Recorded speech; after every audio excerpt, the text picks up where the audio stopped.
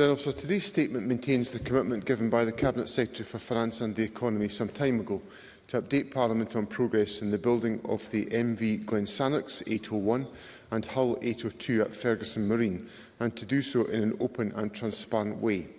I am providing this update in the place of the Cabinet Secretary. The first issue I want to address is the Audit Scotland Section 22 report that was published on Tuesday.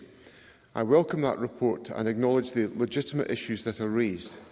My statement will provide much of the update requested by the Auditor-General.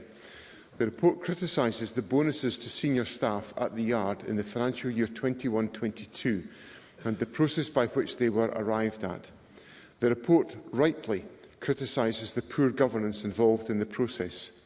I agree with that criticism and assure Parliament that new arrangements have been put in place at my request to ensure such an eventuality does not arise in the future. The Scottish Government stands by its commitment to the shipbuilding communities in Inverclyde and to our island communities that will rely on the vessels currently being built at Ferguson Marine.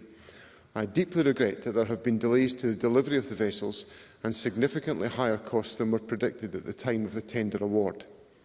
Given the concerns over costs, it is only right and proper that the Scottish Government conduct a robust assessment on the use of its public funds, and that the request received from the Chief Executive of Ferguson Marine on the 28th of September, with updated costs to complete both vessels, is also subject to an intense level of robust scrutiny. Those estimates indicated that £21 million of additional funding would be required in this financial year to sustain work on the vessels. Our full assessment and due diligence on the Chief Executive's cost estimates is due to complete in the coming weeks. On the 15th of December, I updated Parliament on the need for in-year funding of £15 million to Ferguson Marine to ensure they could continue to progress the build of both vessels subject to completion of that work. Today, I am confirming that I am satisfied it is appropriate and necessary to allocate a further £6 million set out in the spring budget revision published on the 2nd of February, which will take the additional total capital funding for Ferguson Marine in the 22-23 financial year to the £21 million requested by the Chief Executive in September. Whilst the due diligence work has been ongoing, Ferguson Marine have continued to progress with the build, and the Chief Executive of FPNG has confirmed to me that the MV Glensannox successfully completed the dry docking period at the start of this month, and after the return to Port Glasgow, the yard achieved a major milestone in running the first main engine. This dry dock period has allowed the team at Ferguson's to make a detailed assessment of progress to date and what will be required to ensure a high degree of confidence in the robustness of the ship when it is entered into service later this year. Following this assessment, the Chief Executive of Ferguson Marine has today written to the Net Zero Energy and Transport Committee with an update of overall progress in preparing a dual-fuel vessel to be handed over. He has concluded that due to persistent design gaps and build errors, progress has been slower than planned for the 801 vessel. The Chief Executive has therefore revised the handover dates for both vessels, with the MV Glensannox now scheduled for autumn 2023 rather than the end of May 2023 that was previously estimated, with a contract backstop of no later than the end of December 2023. He has also indicated the 802 will be handed over in the autumn of 2024 compared to the previous timescale of the end of March 2024, with a contract backstop of no later than the end of December 2024. It is a matter of great disappointment that a further revision to the timescale for delivery has been necessary. I welcome the Chief Executive's assurances that Ferguson Marine will continue their best endeavours to deliver both vessels sooner than these dates.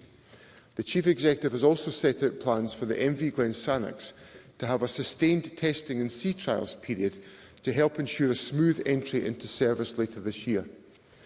Presiding Officer, I am conscious that delays to the delivery of any project can lead to an overall increase in costs. That is why the Scottish Government will work with both Ferguson Marine and our technical advisor, CMAL, to assess any financial impact to the delivery of both vessels.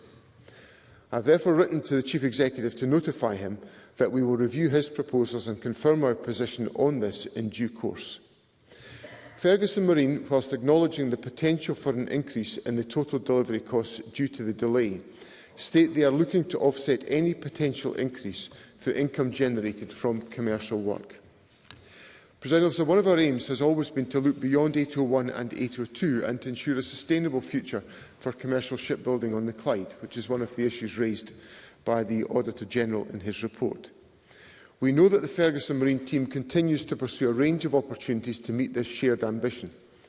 I am pleased to report that the business has been successful in securing new commercial work and has recently entered into a contract with BAE Systems to support the delivery of their Type 26 frigate programme.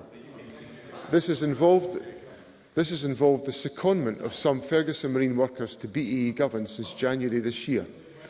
Ferguson Marine has been clear to us that these workers are not currently required on 801 and 802, and their secondment is not diverting resources away from completion of the ferries. Moreover, such diversification helps to support the knowledge transfer and upskilling of the workforce across the industry. This is an important factor to ensure that these skills help support the shipyard to be competitive in aspiring to future contracts. Scottish Ministers remain committed to do all that we can as shareholder and as a government to help achieve a prosperous future for the shipyard. In support of the BAE contract, I can therefore confirm that the Scottish Government has agreed to provide a working capital loan of up to £25,000 with interest to support cash flow during the contract period. This is a short-term measure and is standard working practice for working capital requests from a public body and is in line with the terms of the Scottish Public Finance Manual. This work is a positive sign for Ferguson Marine and one that I am sure members will rightly support as the business looks to build an order book for the future.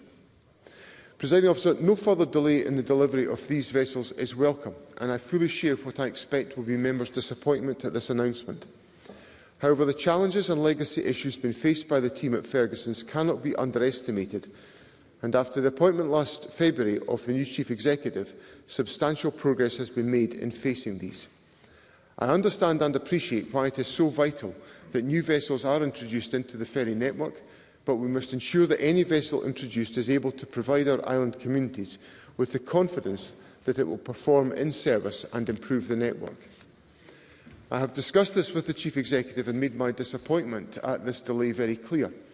He fully appreciates the critical need for these vessels to enter service as soon as possible to support our island communities, a belief that I know all members will share.